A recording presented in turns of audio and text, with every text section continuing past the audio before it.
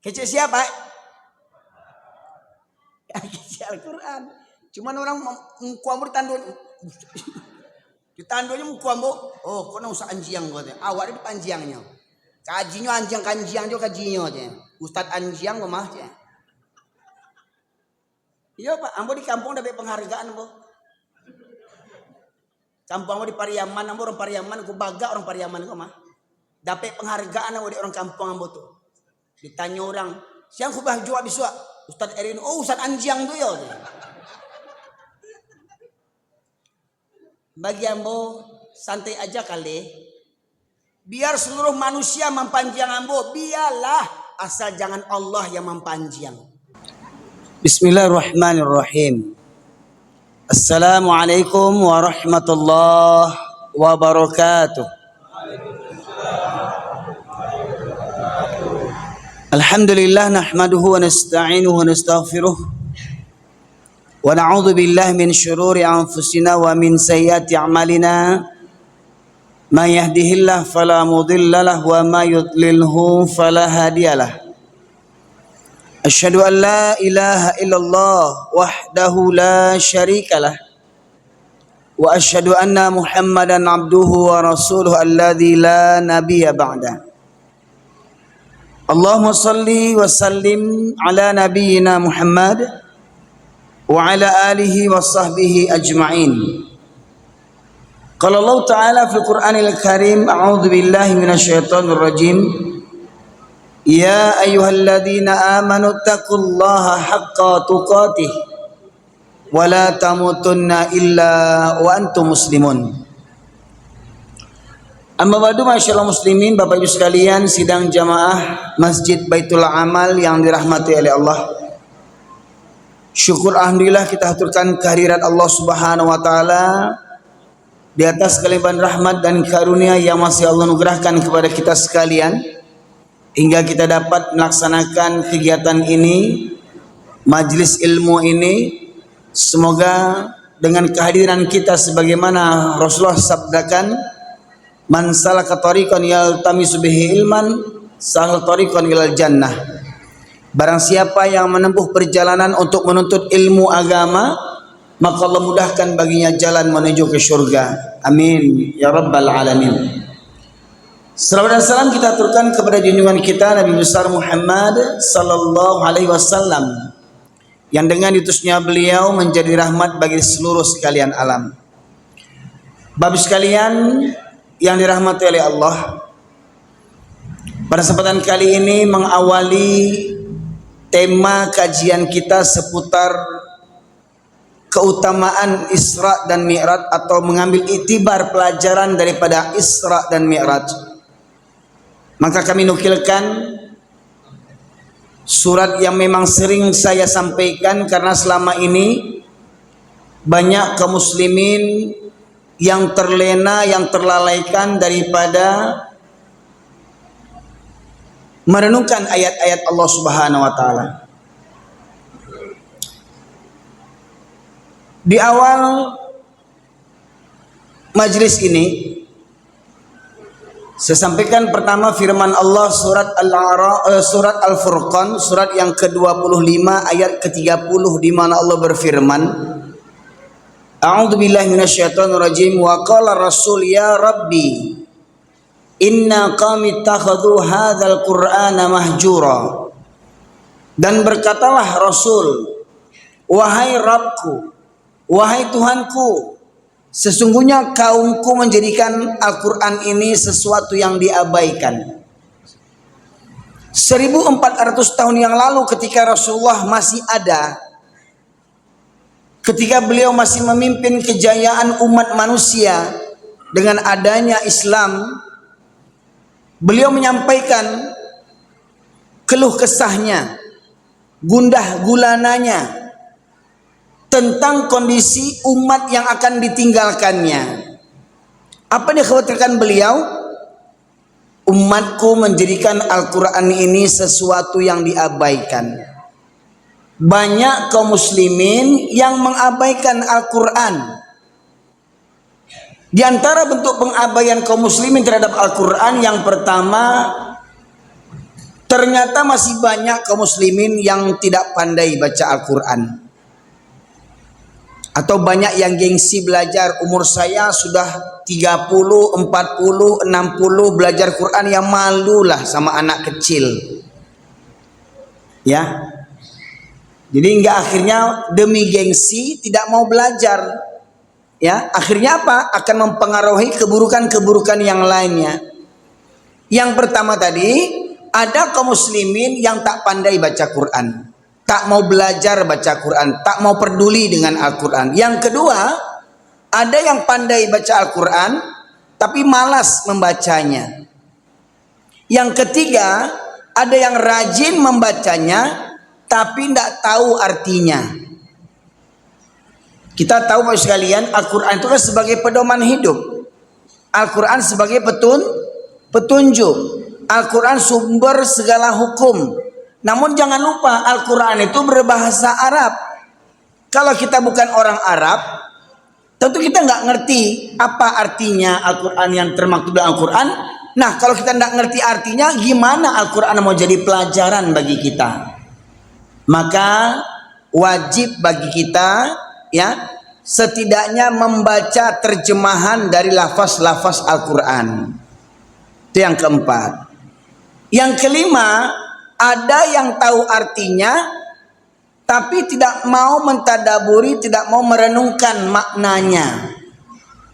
Tahu arti dengan merenungkan berbeda Bapak Ibu sekalian. Kalau tahu arti hanya sekedar tahu arti bahasa. Tapi kalau merenungkan betul-betul difahamkan, betul-betul dimengerti, ya, seluk-beluknya seperti tafsirnya dan segala macamnya. Ya, mengerti dia. Kemudian yang berikutnya, ada yang mengerti Al-Quran tapi tak mengamalkan isinya. Nah, diantaranya Bapak Ibu sekalian, diantara akibat daripada mengabaikan Al-Quran, Allah tegaskan dalam surat Al-A'raf ayat 179. Ini ayat yang sering saya sampaikan karena kekhawatiran saya kepada kondisi umat Islam hari ini, banyak yang mengabaikan Al-Quran. Akibat kaum muslimin mengabaikan Al-Quran, maka Allah tegaskan dalam surat Al-A'raf ayat 179, A'udzubillahi minasyaitonirrajim, walaqad dzara'na li jahannama katsiran minal jinni wal ins lahum qulubun la yafqahuna biha wa lahum a'yunun la yubsiruna biha walahum adhanun la yasma'una biha ulaika kal an'am bal hum adall ulaika humul ghafilun.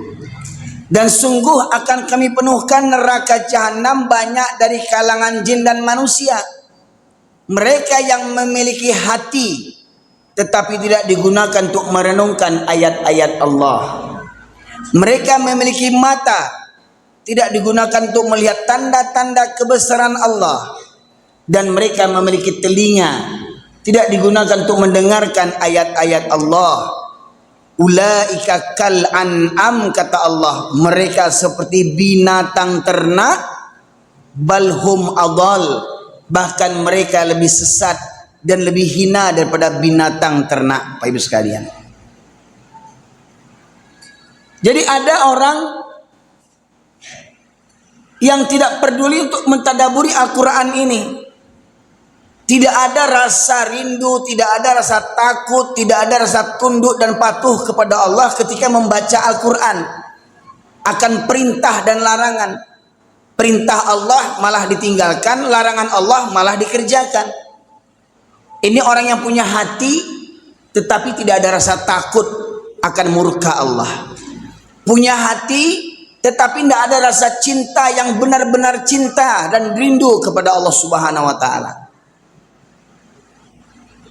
Kemudian yang berikutnya, orang yang punya mata tetapi tidak mengambil pelajaran dari apa yang dilihatnya. Termasuk Pak Ibu sekalian, berkaitan tentang musibah bencana yang terjadi akhir-akhir ini, silih bergantinya musibah bencana terjadi. Itu disebabkan karena apa? Disebabkan tiadanya iman dan takwa, karena berasal dari mengabaikan Al-Quran, hingga akhirnya tiadanya iman dan takwa dalam kolbunya orang-orang muslim.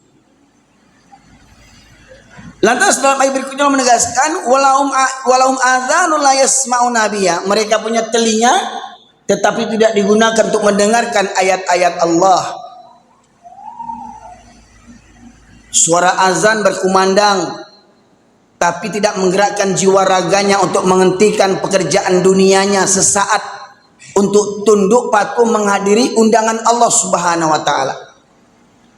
Dia punya telinga, rumah dekat dengan masjid, berkumandang azan, ada jadwal pengajian, tetapi mereka malas mendatangi majelis-majelis pengajian, tidak mau mendengar.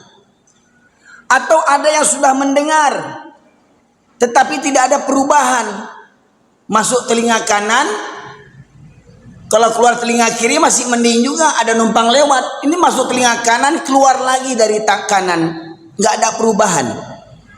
Ya, nah, ini awalnya Pak Yusuf. Jadi kata kuncinya di awal pengajian kita ini, mari buka hati, buka telinga, buka mata. Jangan sampai kata Allah nanti khatamallahu ala qulubihim wa ala sam'ihim wa ala absarihim ghishawatu wa lahum adzabun azim. Kalau mintakan botol aqua yang kecil itu jadi buka botol aqua yang kosong boleh. Dua lagi. Baik sekalian, rahmati oleh Allah, berkaitan tentang tadabbur ayat Al-Quran dan mengambil hikmah daripada Isra dan Mi'raj yang setiap tahun kita peringati, ya, apa hasilnya? Apa hasilnya daripada peringatan dari tahun ke tahun dari Isra dan Mi'raj ini? Ya. Bahkan sampai hari ini ada orang yang ditegur oleh Allah Subhanahu wa taala, mereka orang yang sholat, tapi kata Allah, fawailul lil musallin alladzina hum an salatihim sahun alladzina hum yuraun. Maka celakalah bagi orang yang sholat. Udah sholat dia celaka juga, kata Allah lagi. Celaka bagi orang yang sholat yang mereka lalai daripada sholatnya, yang mereka sholat karena riya, sholat karena ingin dilihat orang, sholat karena segan kepada manusia. Nanti kalau saya tidak sholat, apa kata orang? Apa kata orang yang ditenggangnya? Bukan karena takut kepada Allah, bukan karena dia mengerjakan sholat, bukan karena ketaatan kepada Allah, tapi apa? Karena takut dinilai orang. Nanti kalau saya tidak sholat, nanti ke masjid, nanti apa kata orang? Ya, nanti kalau saya nggak sholat ke masjid, nanti bagaimana orang tahu siapa saya ini yang akan jadi calon anggota dewan? Ya, makanya jangan banyak tuh anggota dewan menjelang pencalonan keliling-keliling masjid cari muka. Ya, banyak anggota dewan menjelang pencalonan keliling-keliling masjid cari muka. Dah terpilih, hilang mukanya di masjid lagi. Sekalian, ya, cari mukanya sama siapa? Sama atasannya, ketua partainya, ya. Padahal ketua partainya bahlul, dituruti juga yang bahlul begitu tuh, ya. Nah, kalau bahasa orang Arab tuh bahlulnya pekok, kata orang Jawa, Pak Yusuf, geblek, ya. Sudah tahu pimpinan yang pekok, pimpinannya geblek, tapi karena bosnya dituruti. Nanti kalau tidak dituruti, nanti saya kena pecat. Nanti kalau nggak dituruti, saya kena mutasi. Kalau saya kena pecat, kalau saya kena mutasi, nanti fasilitas ditarik semua. Rumah dinas, mobil dinas, istri dinas, ya, kena tarik semua nanti. Akhirnya manut katut nurut perintah atasan, walau atasan itu memerintahkan perkara yang zolim, tapi demi taat kepada atasan dikerjakan. Demi apa? Demi kehinaan dunia, tapi tidak takut pada Allah, ya. Jadi ada orang yang sholat bukan karena takut kepada Allah. Ya, alladzina hum yuraun, yang mereka sholat karena ria. Makanya Pak Ibu sekalian, kenapa di Jumat siang laki-laki bisa memenuhkan masjid? Kenapa lelaki-laki hari Jumat siang bisa memenuhi masjid, tapi tidak di waktu subuhnya? Itu menunjukkan sebagian besar jamaah sholat Jumat adalah orang-orang yang cari muka di depan mata manusia. Kenapa? Waktu sholat Jumat dia bisa datang, tetapi tidak di waktu sholat subuh. Karena benar kata Rasulullah, dua sholat yang berat bagi orang munafik. Dua sholat yang berat bagi orang munafik. Sholat apa Pak Ibu? Sholat isya dan sholat subuh. Lebih-lebih dengan berjamaah itu sangat berat bagi orang munafik. Walau rumahnya berhadapan dengan masjid, walau rumahnya bersebelahan dengan masjid, walau tanah wakaf masjid dari sumbangan keluarganya, tak menggerakkan hatinya untuk berangkat ke masjid. Sekalian, karena apa? Dia punya hati, tidak ada takut kepada Allah, punya mata, tidak tahu jalan ke masjid, punya telinga, basi pakak mendengar azan, kata orang Minang, basi pakak mendengar azan. Ya, maka orang yang begitu kata Allah apa? Ulaika kal an'am balhum adal. Mereka seperti binatang ternak, bahkan lebih sesat daripada binatang lagi. Jadi kalau ada orang Islam 7 keturunan, sholat masih suka bolong-bolong, itu binatang tuh namanya itu Pak Ibu sekalian. Aku mohon maaf kok kalau sabui orang Minang, berang lo orang Minang, ustadku orang Minang, dia budak orang Jawa bang, dah sabui. Sebab yang punya falsafah adat bersendi syarak bersendi kitabullah, syarak mengatur adat memakai, itu cuma orang Minang yang punya. Ya, bapak pengurus yang orang Jember wae orang ono kayak ngono falsafah yang ono tuh. Sing ono neng di Minangkabau, di luar Minangkabau orang ono kaya ngono.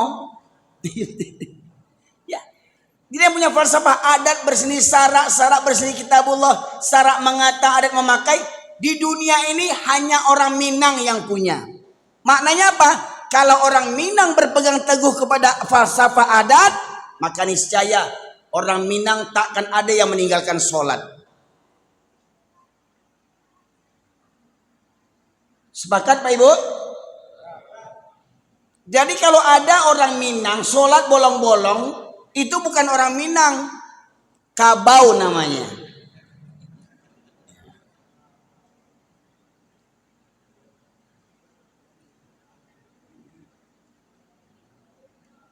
Bahkan mereka lebih bangga menampilkan adatnya dibandingkan syariatnya.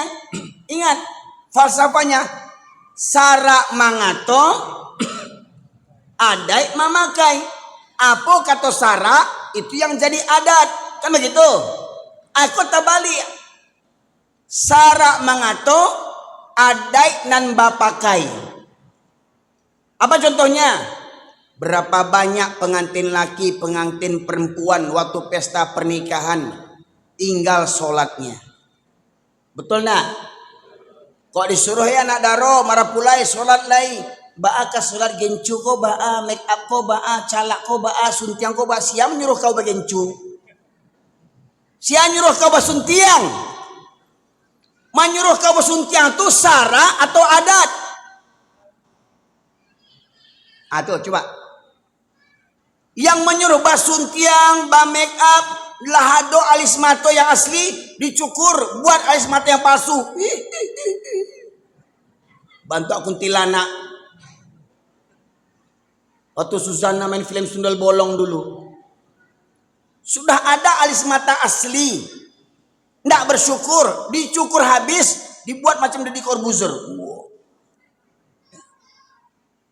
Karena itu tinggal sholat. Binatang nama itu. Kok ada pengantin laki, pengantin perempuan karena pesta pernikahan tinggal sholat pengantin bina?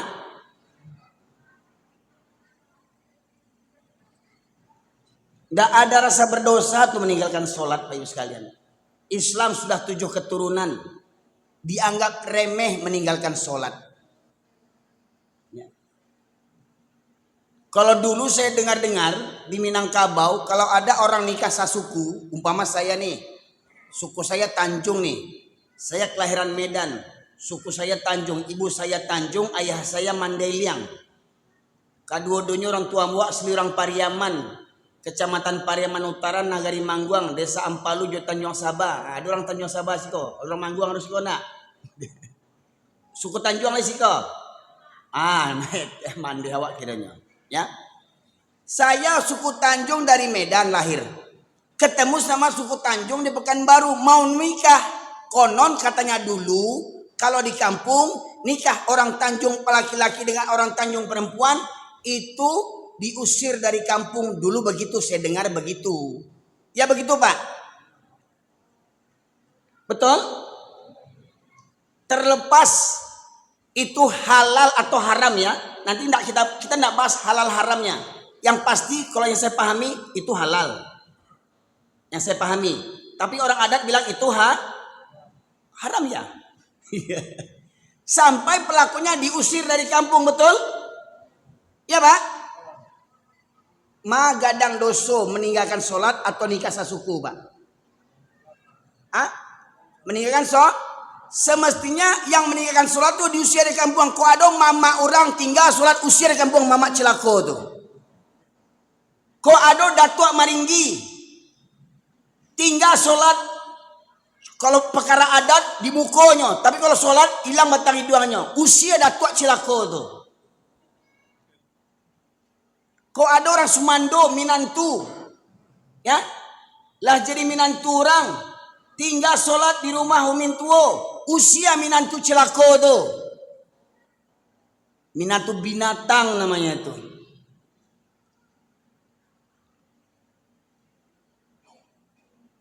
Lah makin bertambah umur, makin dewasa kok makin banyak yang tele orang Islam sekarang. Waktu kecil-kecil rajin mengaji, ada MDTA, ada rumah tahfiz. Tamat SD, masuk ke SMP, hilang. Ya. Apalagi di kampung kita di Minangkabau, kalau khatam Quran tuh diarak-arak. Khatam Quran namanya, diarak-arak. Wah, dengan biaya puluhan juta. Habis khatam Quran, tidak nampak ke surau lagi Pak Ibu sekalian. Anehnya kalau anak kecil yang meninggalkan sholat wajar. Anak-anak ini kalau bolong-bolong sholatnya, anak MDA kalau bolong-bolong sholatnya wajar. Dia belum sempurna akalnya, belum balik lagi. Tapi kalau ayahnya yang sholat bolong-bolong, atau yang kurang ajar ayahnya tuh Pak Yusuf. Ya Pak? Itu. Di antara anak halaman masjid, ayahnya pulang lagi.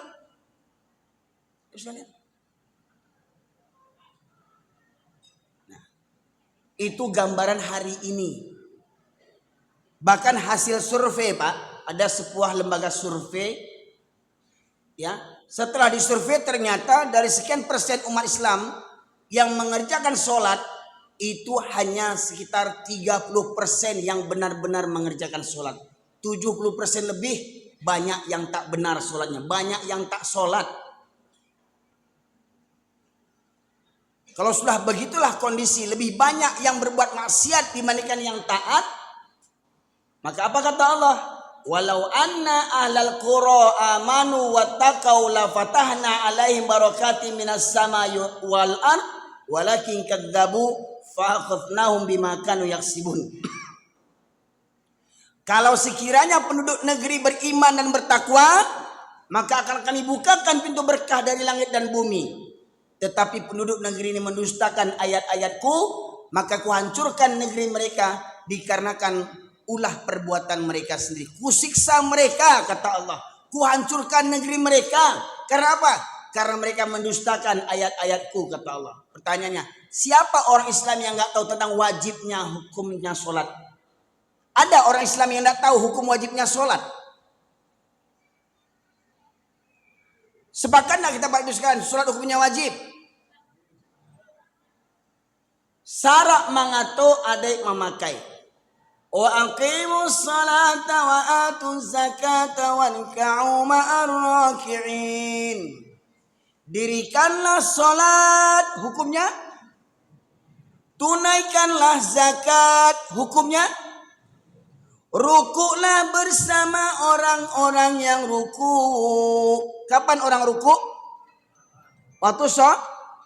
Pertama sudah disebut wa aqimus shalah, dirikan salat. Perintah yang ketiga tentang sholat lagi. Rukulah bersama orang-orang yang ruku. Apa maksudnya? Maksudnya apa? Sholat berjamaah hukumnya wajib bagi para laki-laki. Syarat mangato. Surah Al-Baqarah ayat 43. Semestinya itulah yang jadi adat laki-laki Minangkabau. Jadi kalau laki-laki Minangkabau yang beradat, masuk waktu sholat, berkumandang azan, laki-laki Minangkabau pasti ke masjid. Laki-laki Minangkabau yang mengerti dengan syarat pasti ke masjid. Laki-laki Minangkabau yang tak ke masjid, itu adalah kabau berbentuk manusia. Ota yang gadang, adik basani syarat basani kitabullah, syarat mengatur adik memakai utak bentuk binatang. Tak mengerti surat berjamaah. Ustaz, itu kan khilafiyah Ustaz. Ada ulama yang mengatakan wajib, ada ulama yang mengatakan sunnah. Ingat, ulama itu bukan nabi. Bisa benar, bisa salah. Tapi Allah bisa salah. Allah pasti. Dan surat Al-Baqarah tadi 43. Dirikanlah sholat, tunaikanlah zakat, dan rukulah bersama orang-orang yang ruku. Merupakan dalil tentang wajibnya juga sholat berjamaah bagi laki-laki. Kalau cuma sekedar wajibnya sholat, untuk apa ada perintah yang ketiga? Karena perintah yang pertama tadi, dirikanlah sholat. Tuh. Kalau memang cukup sholat berjamaah atau tidak, ya, tidak akan ada perintah yang ketiga lagi. Warka'u ma'ar raki'in. Rukulah bersama orang-orang yang ruku. Pak Ibu, ini syarat mengatur adik memakai. Yang kedua, mana adinda yang pembawa acara tadi? Dan keluar di kamar. Saya minta tolong Pak, ada yang membacakan terjemahan kalau bisa. Ada yang bisa membacakan terjemahan.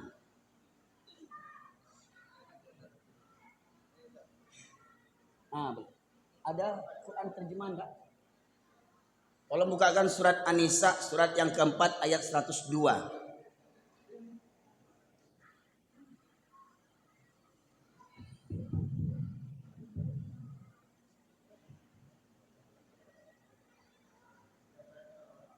Terjemahnya saja baca Pak. Boleh Pak? Ya, 102. Insya Allah saya yakin kita sudah sering baca Quran. Sudah sering khatam Al-Quran. Pertanyaannya, ngerti enggak apa yang kita baca? Sekarang kita mendengarkan dulu terjemahan surat An-Nisa ayat 102. Silakan Pak. Dan apabila ya sebentar. Dan apabila engkau Muhammad siapa maksudnya? Nabi Muhammad.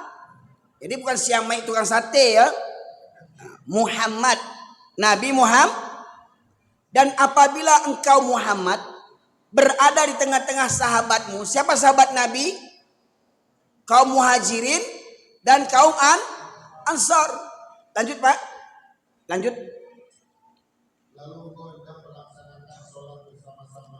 Lalu engkau hendak melaksanakan sholat bersama mereka. Berarti sholat apa?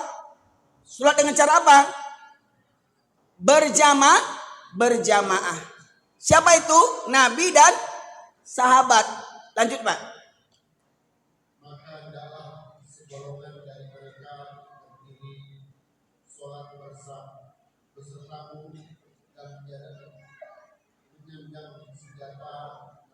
Dan sholat berjamaah dengan menyandang senjata. Itu sholat dalam kondisi apa, Pak? Dalam kondisi perang. Tetap Allah perintahkan sholat berjamaah. Kalau memang sholat berjamaah hukumnya tak wajib, maka tentu Allah berikan keringanan kepada Nabi Muhammad SAW yang dijamin masuk surga, dan para sahabat as-sabiqun al-awwalun minal muhajirin wal ansor yang juga mereka sahabat yang dijamin masuk surga, sudah dijamin masuk surga, tetapi sholat berjamaah tidak mendapatkan keringanan walau dalam kondisi perang sekalipun. Pak Ibu, sholat di medan perang apa taruhannya? Nyawa taruhannya. Bisa jadi musuh menunggu kita waktu sholat. Karena mereka tahu, oh ini orang Islam, mereka pasti sholat berjamaah nih. Kita tunggu mereka sholat, kemudian kita serang mereka. Tapi ingat, Allah itu maha bijaksana, Allah itu maha mengetahui. Allah perintahkan kepada Nabi Muhammad SAW dan para sahabat, atau Allah perintahkan kepada laki-laki kaum muslimin untuk tetap mengerjakan sholat berjamaah di medan perang, tetapi Allah memberikan tuntunan keringanan-keringanan tata cara bagaimana cara sholat berjamaah dalam kondisi perang. Tidak sama dengan kondisi aman kita sholat. Lanjut, Pak. Kemudian apabila mereka yang sholat beserta sujud telah menyempurnakan satu rakaat, maka adalah mereka pindah dari belakangmu untuk menghadapi musuh. Ya, tunggu Pak. Ini umpama imam. Ini makmum shaf yang pertama. Ini makmum shaf yang kedua.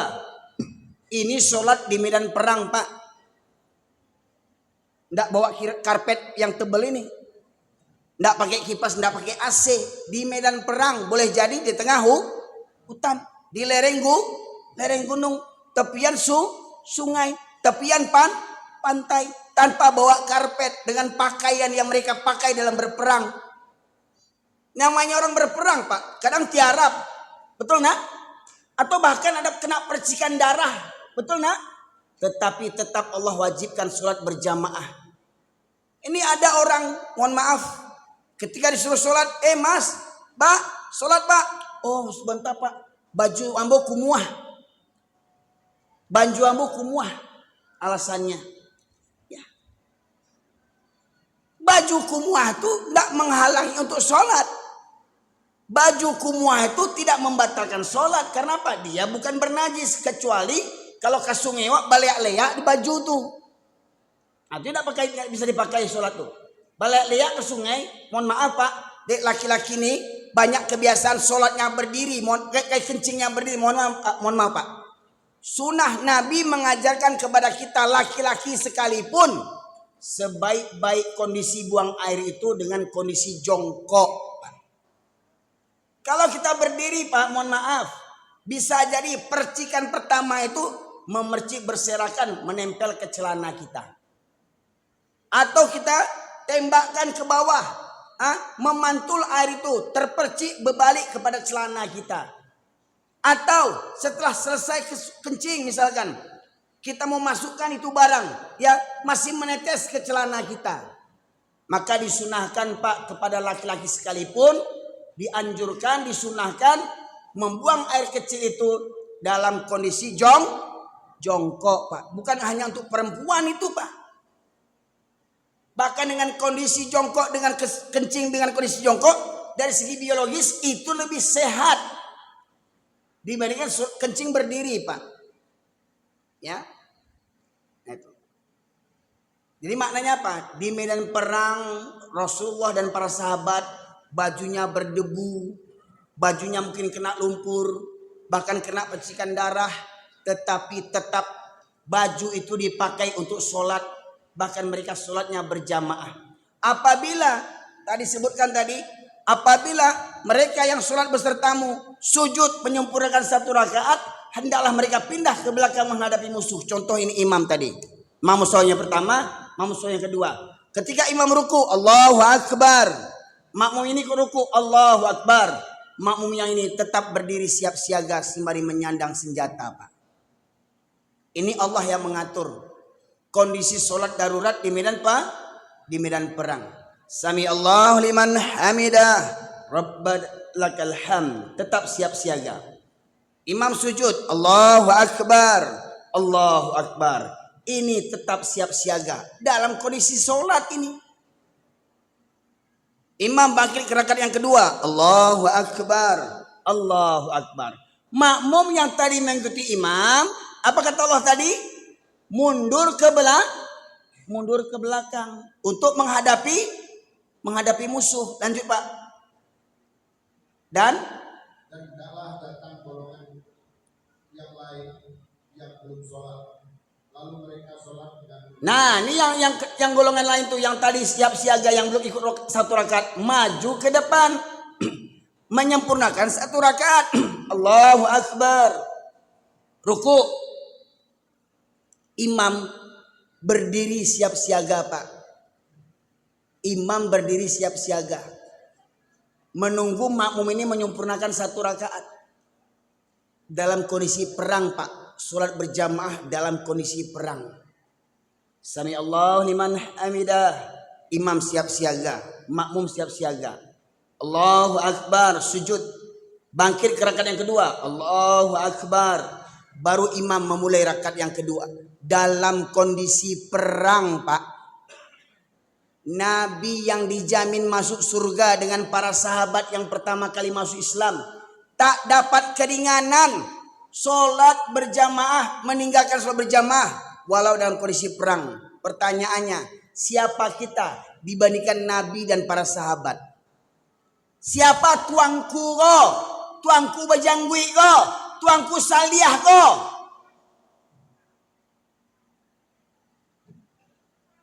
Apakah dengan janggut ini dijamin masuk surga? Apakah dengan songkok haji putih ini dijamin masuk surga? Apakah dengan baju jubah ini dijamin masuk surga? Belum ada jaminan, Pak. Apakah dengan gala datua tuangku buya ini harimau ya. Biasa kan ini ada harimau juga ya kan. Nah, dulu cerita-cerita nenek kita kalau nenek mau ke masjid tuh inyak menjago nenek lu, si inyak tuh harimau. Dulu rupanya kakek-kakek kita sering jadi harimau. Kenapa? Kakek-kakek kita banyak setan dulu, Pak Ibu sekalian. Pakai ilmu setan, ilmu laduni, bisa tabang dia tuh hayu. Sajadahnya wah, tabang sajadahnya. Ya, cerita bohong semua itu, Pak Ibu sekalian. Ya, dengan tasbihnya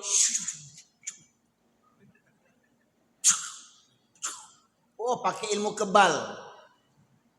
Syaratnya apa ilmu kebal? Zikir 1000 kali. Zikir Allah berjuta kali.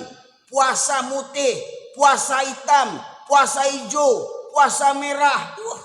Macam-macam puasanya. Ya. Salat 100 rakaat. Supaya apa? Supaya bisa punya ilmu asar di Makkah, zuhur di Madinah, maghrib di Palestina, ya, isyanya di kamar neneknya. Ya. Cerita bohong itu semua, Pak Ibu sekalian. Gak ada cerita-cerita itu. Kalau memang ada ilmu kebal dengan amalan-amalan ibadah, tentu Nabi Muhammad lebih dulu kebal. Kurang apa Nabi Muhammad tuh? Jibril langsung bertemu. Kurang apa Nabi itu? Al-Quran langsung sampai kepadanya. Kurang apa Nabi solehnya? Nabi dilempar anak-anak pakai kerikil, berdarah. Tak sanggup Nabi berjalan lagi. Kesakitan beliau. Nabi ikut berperang, patah giginya. Kalau memang Nabi punya ilmu kebal, cukup Nabi semedi di tempat tidurnya.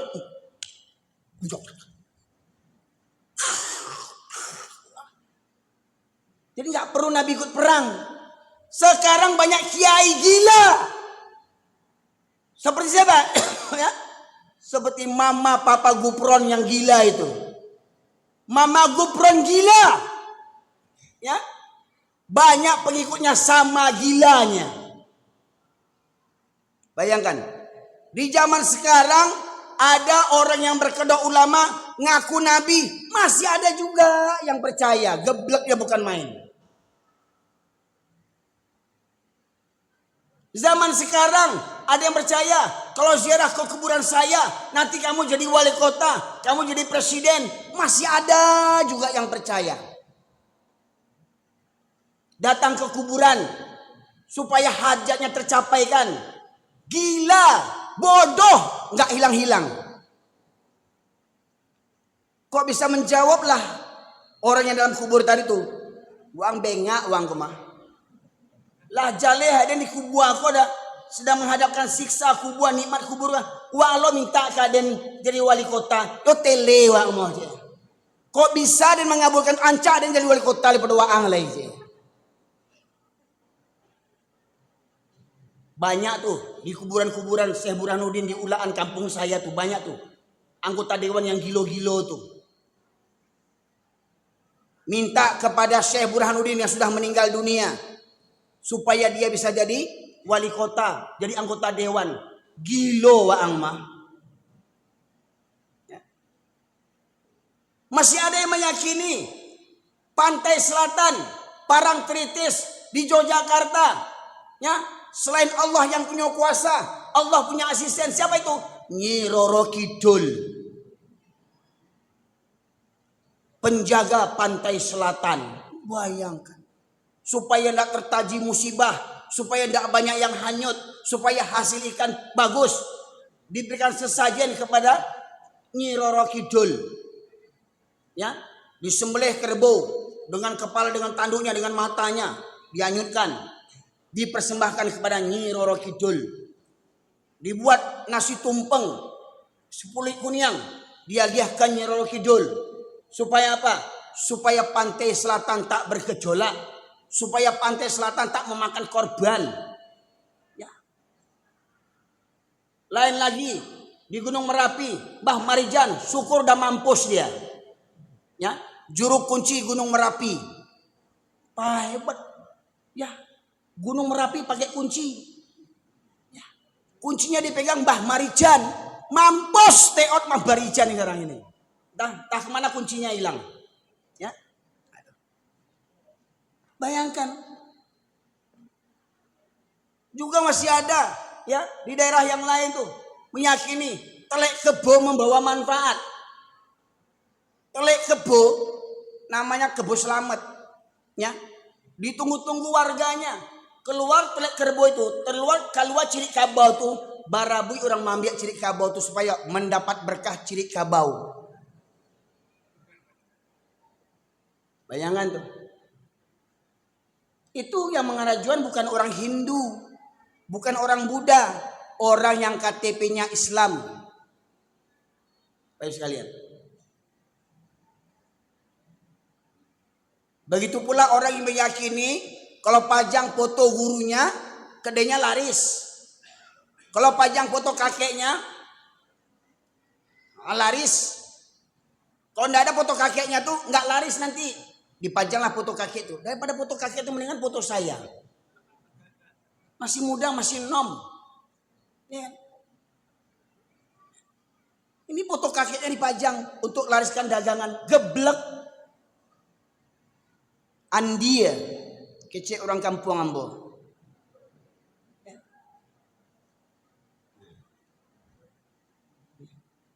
Karena apa? Karena tidak memahami Al-Quran tadi, Pak Ibu sekalian. Sudah di lampu? Ini Pak, sholat berjamaah. Lanjut Pak.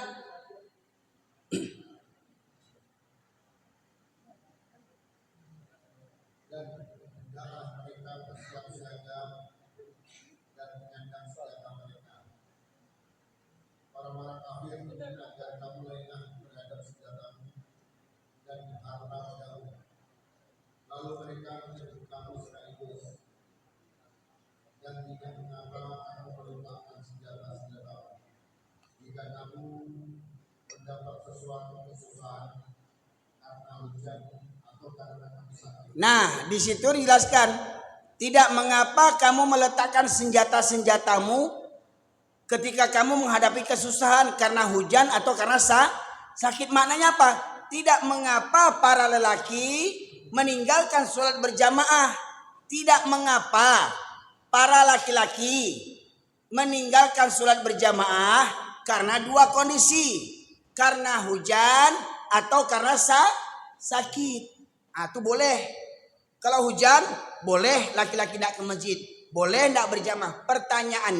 Pertanyaannya, kalau bapak seorang pegawai, ya, bapak seorang tentara, seorang polisi misalkan, pagi hari hujan turun sampai siang.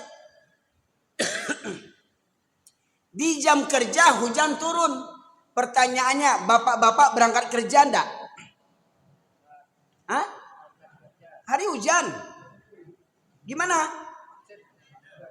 Pakai mantel kalau naik motor. Atau keluarkan Pajero kredit tuh. Ya. Pajero riba kredit tuh. Ya. Keluarkan Fortuner kredit tuh. Ya. Bangga naik mobil kredit. Sama pemiliknya dengan berzina dengan ibu kandungnya sendiri tuh. Yang punya Fortuner pakai kredit. Yang pakai kredit ya. Yang lunas paten. Ya. Beli cash bagus. Yang kredit sama dengan berzina dengan orang tua sendiri, Pak Ibu sekalian. Waktu jam kerja hujan turun. Pertanyaannya, bapak berangkat enggak ke kantor? Berangkat. Kenapa ke masjid enggak bisa berangkat? Mana dekat kantor dengan masjid? Lebih dekat masjid. Alasan hujan. Tidak berangkat ke masjid, tetapi ke kantor bisa berangkat. Kok bisa begitu? Pertama.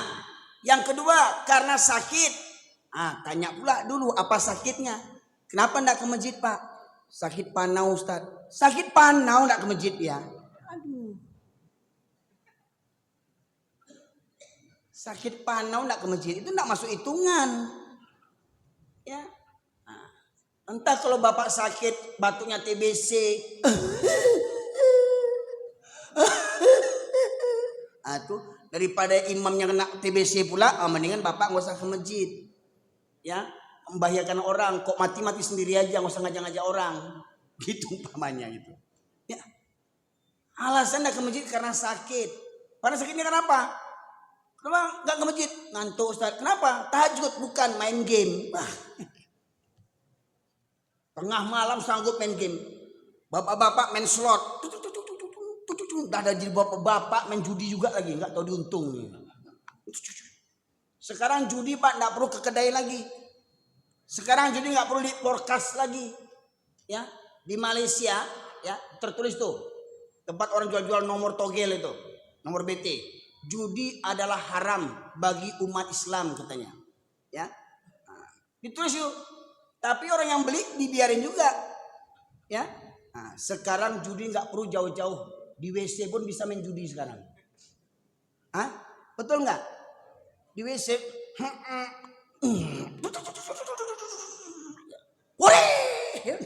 lupa deh cebok langsung keluar, saking senangnya, ya. Main game, main handphone sanggup tengah malam, nggak lalok-lalok, nggak tidur-tidur. Dengar azan baru mau tidur. Dibangunkan sama orang tua, nak, bangun nak, sholat. Mak nih, orang baru mau tidur diajak sholat. Baru mau tidur diajak sholat. Ya, pertanyaannya, alhamdulillah mungkin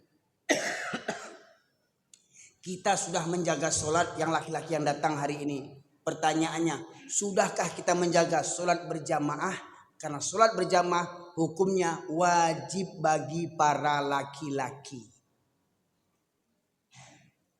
Jadi Pak, kenapa saya singgung orang Minang? Karena orang Minang yang tadi punya falsafah. Adat berseni syarak, syarak berseni kitabullah, syarak mengata, adat memakai. Syarak mengato, sholat berjamaah hukumnya itu syarak mengato. Mestinya jadi adat laki-laki Minangkabau. kolah masuk waktu solat, kolah tadanga azan, laki-laki Minangkabau yang baradai, barangke kamu saji solat berjamaah, itu laki-laki yang baradai. Kok ada laki-laki Minangkabau solat lain tapi di rumah, itu laki-laki tidak beradat namanya. Karena sebaik-baik solat laki-laki di masjid, sebaik-baik solat wanita di rumah. Jadi kalau ada laki-laki solat di rumah, itu namanya laki-laki solehah. Ya.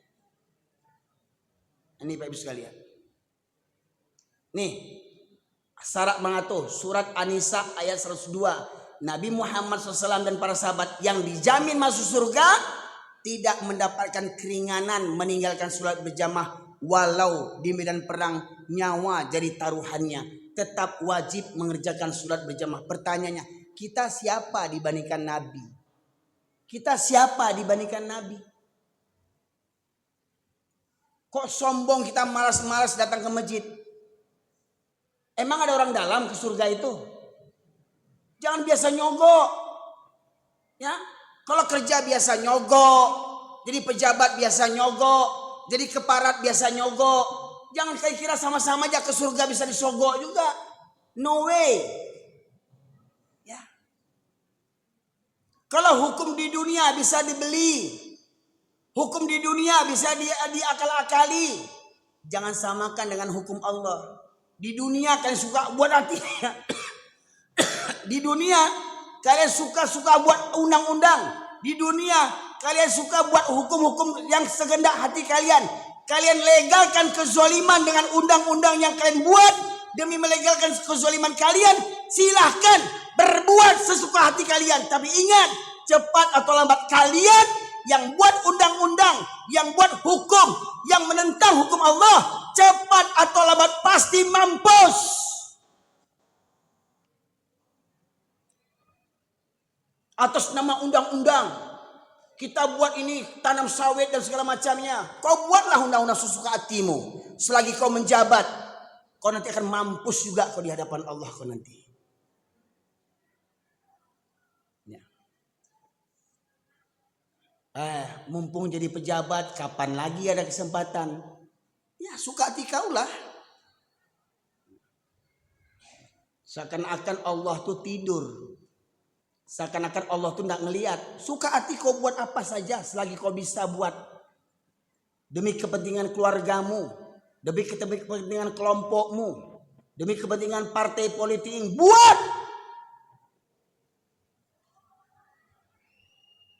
Fir'aun aja mampus sama Allah. Fir'aun saja mampus, apalagi kau yang buat undang-undang sesuka hati kau itu. Ya. Mohon maaf Pak. Begini saya ngomong ini karena apa? Karena negeri kita dihancur ini karena pejabat-pejabat zolim begitu tuh. Ya. Kita rakyat suruh bayar pajak. Dia entah bayar pajak entah enggak itu.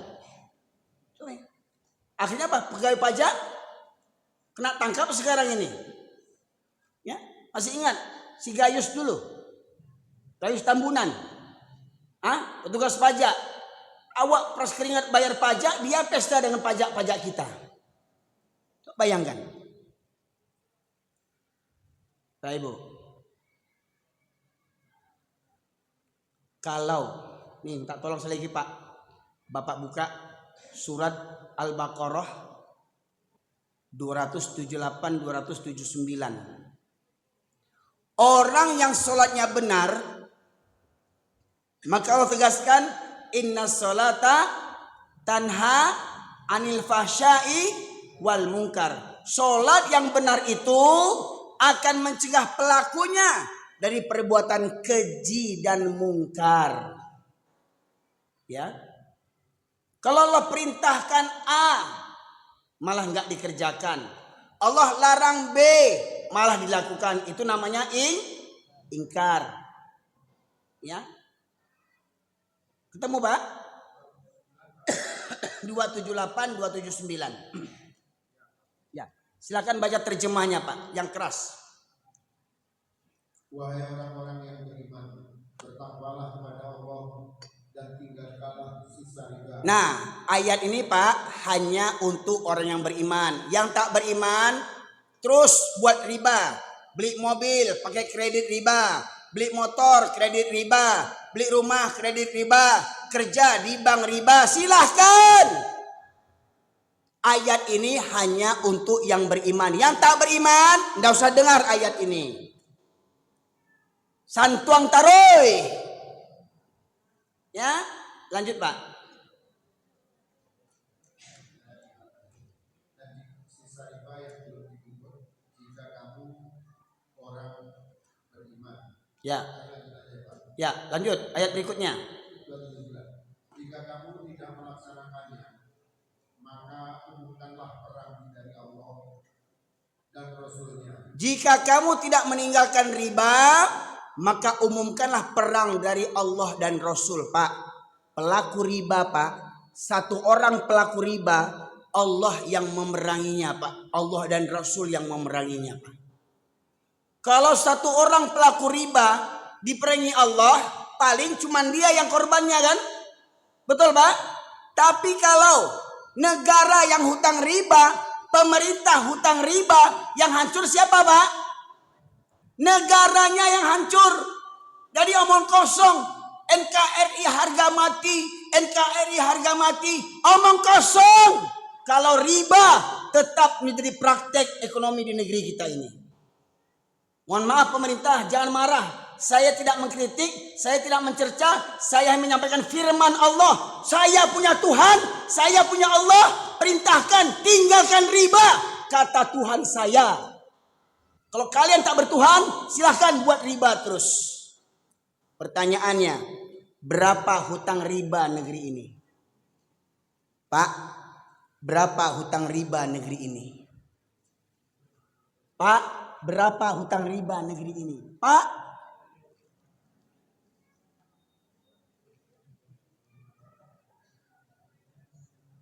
berapa hutang riba Pak? 1 juta?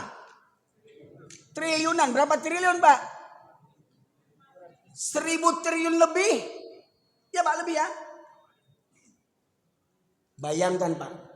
Jadi negeri ini Pak sudah layak dihancurkan sama Allah Pak. Makanya jadi mohon maaf Pak pemerintah, Bapak pejabat, ya, para ulama, tolong saya tidak mengkritik apa-apa. Saya hanya menyampaikan firman Allah. Kalau dalam sebuah negeri bahkan seseorang melakukan praktek riba, jual beli dengan riba, simpan pinjam dengan riba, Allah dan Rasul yang memeranginya. Pertanyaannya, kalau negara hutang riba triliunan rupiah atau dolar, pertanyaannya, berarti negeri ini menantang perang kepada Allah. Bangsa ini menantang perang kepada Allah. Menunjukkan solat kita tak ada manfaatnya Pak. Solat rajin, riba, kerja juga terus. Ulama banyak, tapi ulama diam. Banyak ulama penjilat. Tak berani mengingatkan penguasa yang zalim, yang mempraktekkan hukum riba. Dan ingat,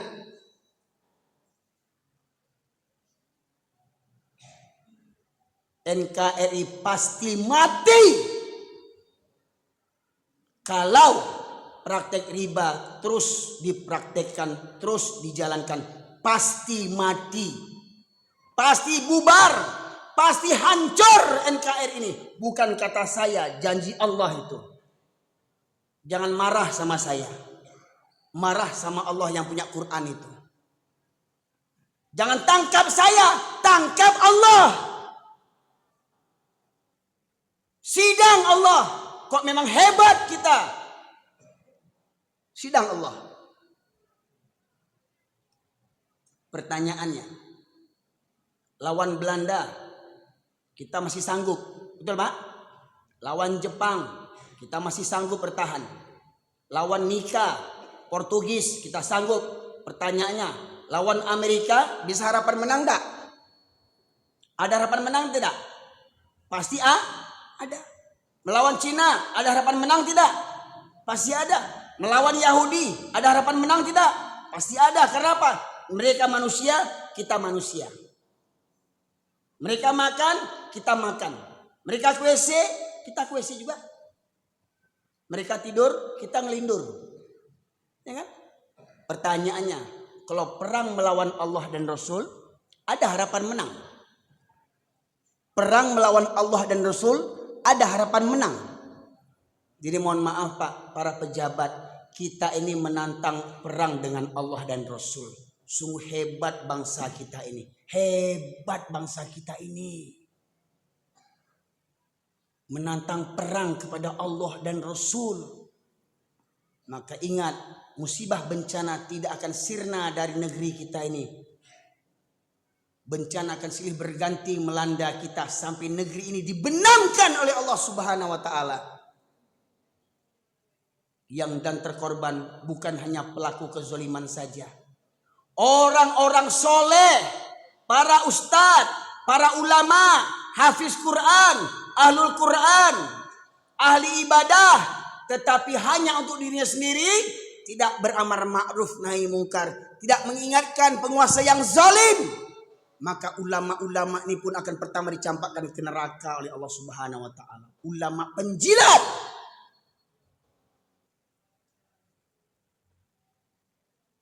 Kita menantang perang kepada Allah. Jadi tunggu saja lah Pak. Pertanyaannya, apakah kita hanya diam dan pasrah menunggu dimusnahkan oleh Allah? Apa kata Allah? Sesungguhnya Allah tidak merubah suatu kaum kalau kaum itu tidak akan merubah dirinya sendiri. Kita tidak akan hancur. Kita tidak akan dibinasakan kalau kita mau berubah. Kalau kita mau bertobat. Pertanyaannya, mau berubah tidak? Pertanyaannya, mau bertobat tidak? Habiskan praktek riba. Bisa enggak kira-kira? Oh, macam-macam alasan orang. Mana bisa. Tunggulah ajal kau lagi. Tunggulah mampus kau sudah nih lagi. Kenapa saya bekau-kau Pak? Karena orang sudah keras hatinya Pak. Itu susah dipahamkan. Buka Pak surat Al-Baqarah ayat 74 Pak. Surat Al-Baqarah ayat 74. Jadi mohon maaf. Kalau ada yang bilang ceramah saya keras, Ustadz Erwin keras. Yang keras itu cuma suara saya Pak. Hati saya ini selembut sutra. Nggak percaya tanya sama istri saya tuh. Tanya sama istri saya. Betul kan sayang? Ini istri yang kedua nih Pak. Ya kedua karena mengganti, bukan batambuah. Dek yang pertama lah meninggal, ambo ganti yang baru yang kedua kok. Batambuah belum talok leh. Entah kok doi namuah kan. Siapa yang nolak kan? Kan Dek. Al-Baqarah 74. Artinya saja Pak. Kemudian setelah itu hatimu menjadi keras. Baik, tunggu. Kemudian setelah itu hatimu menjadi keras. Sudah begini pengajian. Sudah begini pengajian Pak. Udah ceramah kayak begini. Sampai batuk-batuk saya. Belum sempat minum teh telur pinang nih ya. Udah kayak gini. Udah urat leher saya sudah menegang urat saya ini. Ya. Keluar Medan saya. Keluar Pariaman saya. Bercampur darah Medan dengan Pariaman. Beginilah suara saya jadinya. Keras. Cuman suara saya. Sudah begitu. Lalu hatimu menjadi keras kata Allah. Setelah mendengar kaji itu hatimu menjadi dah aduh gitu doh. Dia si jangwi itu Sase si jangwi itu mah. Apa kata Allah Pak berikutnya Pak? Sehingga seperti batu. Kemudian setelah itu hatimu menjadi keras hingga seperti batu bahkan lebih keras daripada batu lagi. Jadi orang kalau sudah begini pengajian Pak, sudah keras begini pengajian, tidak berubah juga lagi. Berarti yang para pendengar tuh hatinya lebih keras daripada batu lagi. Besok Pak, kok ada bapak-bapak ini yang datang sekarang, tidak ke masjid juga besok subuh nih ya. Berarti hati bapak tuh yang kayak batu, keras daripada batu. Dah begini pengajian, udah batuk-batuk saya, tidak juga subuh ke masjid. Hati bapak keras daripada batu lagi. Bukan kaji saya yang keras. Lanjut Pak. Padahal dari batu-batu itu pasti ada sungai-sungai yang airnya memancar dari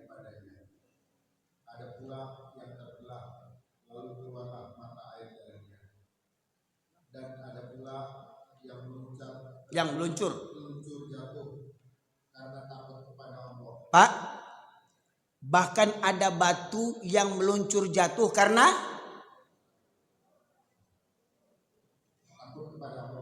takut kepada Allah. Ternyata Pak, batu yang kita sangka benda mati, kan menurut ilmu kita batu kan benda mati kan? Iya Pak, pelajaran kita di sekolah dulu kan kayu benda mati, batu benda mati, betul kan? Ternyata batu yang benda mati meluncur jatuh dari gunung, kenapa? Karena takut kepada Allah. Batu aja masih takut sama Allah Pak, batu aja takut sama Allah. Ini ada manusia, coba, kok nggak percaya? Ambil batu segenggam tangan ini, antukan kepala kita. Mana yang keras batu dengan kepala kita? Hah? Mana kira-kira Pak? Ambil batu musak segede tangan ini, segini aja batunya. Coba tokokkan ke kepala kita. Mana keras batu dengan kepala kita? Hah? Batu kan? Tetapi ada orangnya otaknya lebih keras daripada batu lagi. Udah begini pengajian, nggak berubah juga lagi. Besok nggak ke masjid juga lagi. Apalah hati kau nih? Ya. Batu aja ada takut sama Allah. Batu aja Pak, takut sama Allah. Ini sudah ayat-ayat dibacakan. Nggak takut juga lagi. Terakhir Pak, sebelum kita pulang. Surat Al-A'raf 176. Ini terakhir Pak, janji saya. Al-A'raf 176.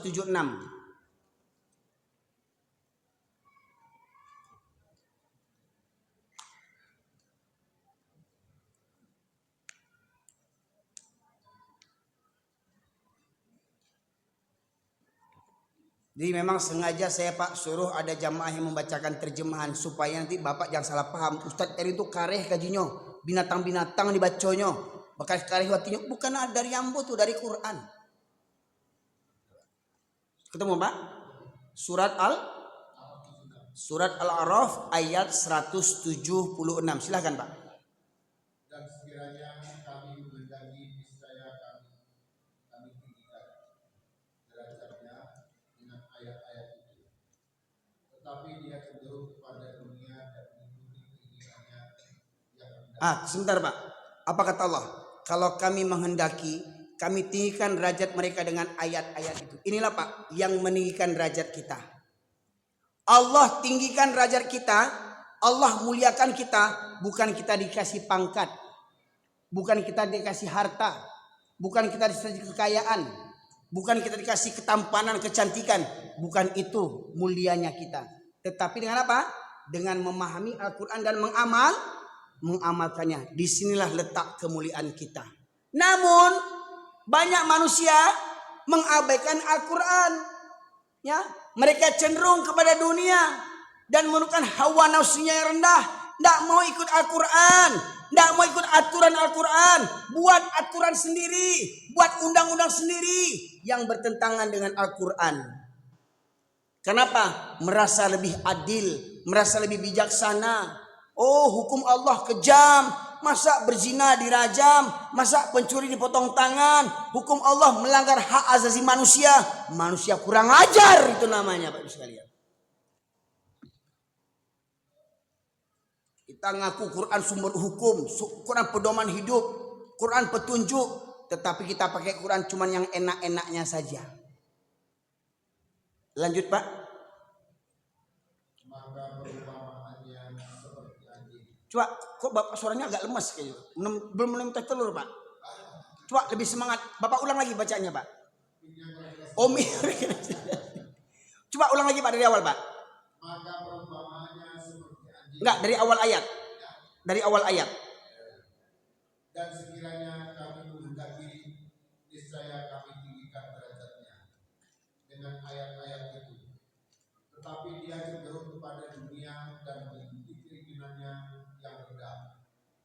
Maka perumpamaannya seperti anjing. Perumpamannya seperti para jamaah bersama-sama kita lanjutkan firman Allah kalau ingin dapat pahala. Perumpamanya seperti siapa mereka? Yang tidak mengikuti aturan Al-Quran. Allah katakan riba haram, dia malah praktekkan riba. Anjing. Ya. Allah perintahkan sholat berjamaah. Allah perintahkan sholat berjamaah, tapi dia tidak berjamaah. Besok subuh lihat. Subuh besok lihat. Siapa yang nggak ke masjid berarti anjing. Ya. Besok subuh lihat. Yang nggak ke masjid berarti anjing. Keras kajian ini Pak. Keras pengajian ini. Dari mana kerasnya? Salah Al-Quran. Mana lebih keras Al-Quran daripada hati kita? Mana keras Quran dengan hati kita? Lebih keras hati kita. Udah begini banyak ayat tak dipakai juga lagi.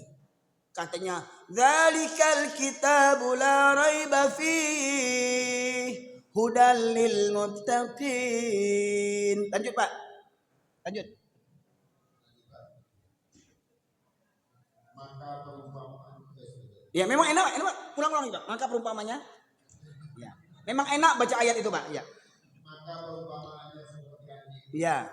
Jika kamu menghalaunya, dijulurkan lidahnya, dan jika kamu membiarkannya, ia menjulurkan lidahnya. Nah Pak, perangai anjing itu Pak, diusir dengan enggak, menjuru juga lidahnya. Anjing.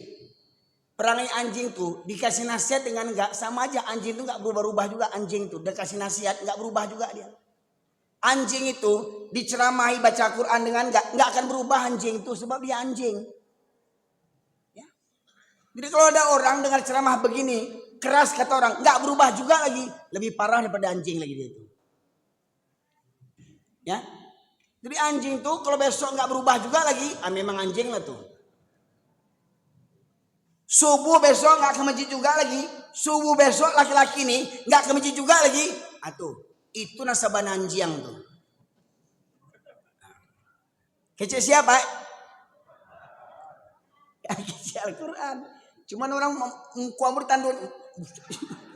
Ditandunya mengkuamur. Oh, kau nak usah anjing katanya. Awak di panjangnya.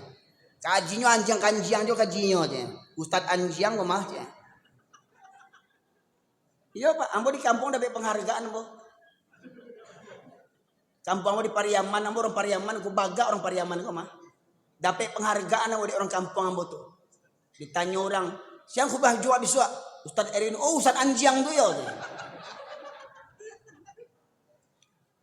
Bagi ambo santai aja kali. Biar seluruh manusia mempanjang ambo, biarlah asal jangan Allah yang mempanjang. Aguno jadi pejabat dipanjang di Allah. Aguno orang kaya dipanjang di Allah yang mempanjang. Aguno Pak. Manusia menyanjung-nyanjung awak. Oh, Pak Erwin. Tapi di mata wang anjing ke Allah. Aguno le. Biarlah orang sekampung mempanjang ambo, biarlah. Santai jawab lain. Asalkan jangan Allah yang mempanjang awak. Betul Pak? Lanjut Pak. Demikianlah perumpamaan orang-orang yang mendustakan ayat-ayat kami. Maka ceritakanlah kisah-kisah itu agar mereka berpikir. Nah, ceritakan kisah-kisah itu ada perintah kata dari Allah. Ceritakan kisah itu, wajib menceritakan kisah orang yang seperti anjing ini Pak. Agar mereka jadi ayat ini hanya untuk orang yang punya pikiran. Hanya untuk orang yang punya otak. Yang tidak punya otak, no sedang kaji kok. Kok kaji tinggi kok, hanya untuk yang punya otak aja yang paham kok. Yang tidak punya otak, berang seorang je lah. Yang tidak punya otak, banci seorang je lah. Yang tidak punya otak, muak seorang je lah. Ya, banyak-banyak pergi ke rumah makan Padang, makan otak. Ya. Jadi ayat ini hanya untuk orang-orang yang punya akal biar berpikir. Ya, yang nggak berpikir berang-berang ini kurang aja si Erwin kok di mana kampung di mana rumahnya kok. Ya. Nah, Bapak Ibu sekalian. Nah, demikian para jamaah sekalian.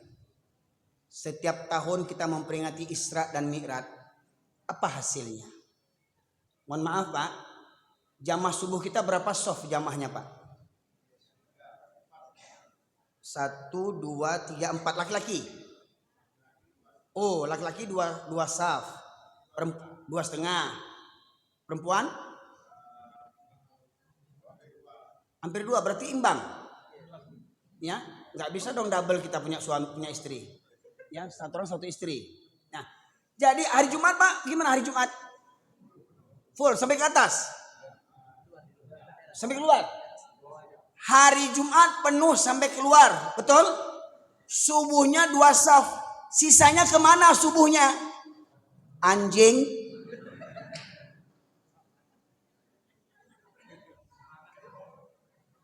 Halangan. Oh, datang bulan. Bayangkan, Jumat siang penuh. Semua masjid saya yakin penuh kan? Masjid dakwah besar kena. Mana besar masjid dakwah dengan sini? Besar sana kan? Penuh tidak? Masjid yang lain penuh tidak? Semua masjid Jumat siang penuh, betul? Jumatnya kemana? Jumatnya yang siang ke masjid, Jumatnya siang ke masjid, subuhnya ke masjid enggak? Kenapa lebih berkurang sedikit? Berarti lebih banyak anjing dibandingkan orang, Pak Islam. Aku lah, kalau mau taruhan kok batu lo tabang ke kepala sudah boleh, ya sekalian. Jadi dakwahku Pak, mohon maaf Pak, jangankan saya, Nabi aja benci orang mendengar ceramah. Nabi lunak-lunak tuh katanya. Lunak Nabi, lemah lembut Nabi. Kata orang, Ustaz, ceramah itu yang kayak mana kabur orang beko. Nabi itu lunak-lunak. Oh, tunggu dulu. Bapak tahu lunaknya saja Nabi itu. Memang betul lunak Nabi. Tapi apa kata Nabi? Kalau aku dapati ada laki-laki masih berada di rumah, sementara komat sudah dikumandangkan, apa kata Nabi? Aku bakar rumah. Itu lunak Nabi itu Pak. Kalau ada laki-laki masih di rumah, di masjid sudah komat, bapak ke masjid, anak laki-laki bapak di rumah, rumah bapak layak dibakar. Jadi besok Pak ke masjid, jangan bapak sendiri yang ke masjid. Bawa anak, bangunkan, susahnya bangunkan. Kalau perlu usir dari rumah, nggak mau kau dengar kata ayah, angkat kaki kau dari rumah ini. Di rumah ini ayah yang bos, ayah presiden, ayah yang bayar uang makan kau, sekolah kau, ayah yang membesarkan kau. Kau dengar kata ayah, kalau nggak kau dengar kata ayah, angkat kaki kau. Berani nggak gitu? Because that abi anak awak, buat anak baru lagi. Bini yang boleh menopos Pak, ganti yang baru. Cameh bulu. Asal Pak le talok jo le. Nah, banyak-banyak nyom teh talua pinang gua. Makasih ya Pak. Masya Allah. Demikian para jemaah sekalian. Semoga bermanfaat. Dan ingat, bukan saya ingin mari Arya enggak. Sengaja saya ceramah bantu kau supaya tersentuh hati kita yang paling dalam, tersentak gitu. Ya. Dan semoga kajian ini sampaikan kepada keluarga kita. Jangan sampai ayahnya rajin ke masjid, anaknya dibiarkan tidur. Ingat, bapak akan dimintai pertanggungjawabannya. Semoga yang datang hari ini semuanya adalah laki-laki sejati, manusia sejati, yang tergugah hatinya ketika Allah memanggilnya. Allahu Akbar, Allahu Akbar, hayya 'alas shalah, hayya 'alal falah, as-salatu khairum minan naum. Tapi bila besok subuh enggak datang juga, berarti bapak yang memilih diri sendiri menjadi anjing di hadapan Allah Subhanahu wa taala. Demikian saja. Terima kasih atas segala perhatian. Mohon maaf atas segala kekurangan. Subhanakallahumma bihamdika asyhadu an la ilaha illa anta astaghfiruka wa atubu ilaik. Alhamdulillahirabbil alamin. Assalamualaikum warahmatullahi wabarakatuh. Baik, para jemaah sekalian,